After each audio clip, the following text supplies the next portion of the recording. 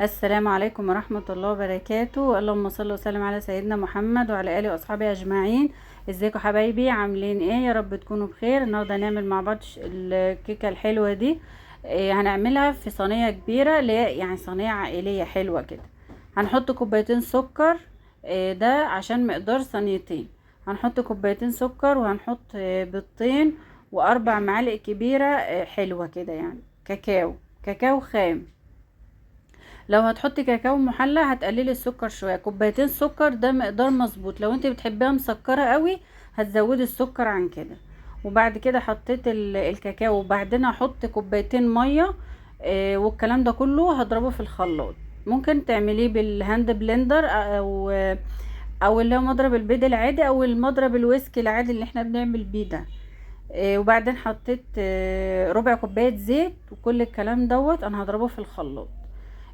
قبل ما اضرب نسيت الفانيليا. طبعا الفانيليا علشان البيض طبعا لازم نحط فانيليا. ممكن فانيليا سايلة او فانيليا باودر، زي دي كده حلوة قوي.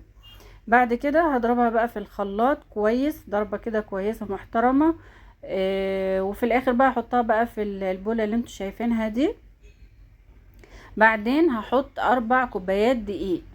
بس مش هنحط الدقيق كله مرة واحدة، هنحط كوبايتين وبعدين نقلب. وحطيت معلقة كبيرة بيكنج باودر ورشة ملح. الدقيق ما بنحطوش مرة واحدة، يعني هم حتى لو 4 كوبايات، لا، حطي الاول كوبايتين وقلبي، وتشوفي بقى ايه السمك بتاع الكيك. ما بيبقاش لا تقيل ولا خفيف، بيبقى ايه وسط ما بين الاتنين. ماشي. زي ما انتوا شايفين بقى كده، انا خلاص ضربتها وجبت بقى صينيه كبيره ودهنتها زيت. وحطيت بقى ايه مقدار الكيك كله. طبعا انا اول ما اشتغل في الكيك بشغل الفرن عشان يسخن. فمجرد ما بخلص الكيك بحطها في الفرن على طول. لازم يعني تتحط في فرن سخن يعني. فانا كده ايه سخنت الفرن على ما ابتدي اشتغل واعمل، يكون الفرن ايه سخن زي ما انتوا شايفين كده. بعد بقى ما احط مقدار الكيك بالشكل ده كده، بهبد الصينيه كده على الرخامه، عشان لو فيها ايه فقاعات هواء او كده ايه تطلع. بعد كده بقى ايه بحطها في الفرن. هنيجي بقى نعمل صوص الشوكولاته. هنجيب بقى 3 معالق سكر، 3 معالق كاكاو خام. من كل حاجه 3 معالق، لكن معلقه دي واحده، معلقه نشا. الطريقه دي، وكوبايه لبن وكوبايه ميه. الطريقة دي حلوة قوي عن ما نعمله اللي هو ما بنضرب الكاكاو كده في الخلاط بنحط له زيت اكتر شوية. لكن هنا بيبقى ايه اخف يعني شوية. لو عايزين تستغنوا عن معلقة الدقيق مفيش مشكلة، لو مفيش مشكلة، بس لازم النشا عشان يعني يخليه يربط ويتقل ايه شوية.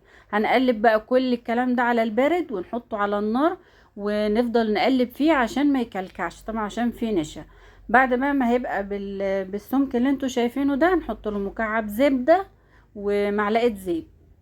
بس كده بيبقى طعمه حلو جدا وبيبقى خفيف. فانا بقى بحط مكعب الزبدة في السخونية بتاعته دي، هي هتدوب مع معلقة الزيت. واقلبها بقى كويس قوي علشان ايه الزبدة يعني هتسيح، السخونية هتسيح. هنيجي بقى نحطها في بولة او اي حاجة تانية عشان نبردها. اهو حطيناها بقى في اي بوله كده هنبردها ونحطها ايه في التلاجة عشان تمسك احسن. وباللي هو الاسترتش راب نغطي بيه، ما عندناش اي كيس نضيف. وتحطيه بقى كده على وشها عشان ما تعملش ايه زي طبقة قشرة كده، ونحطه في التلاجة.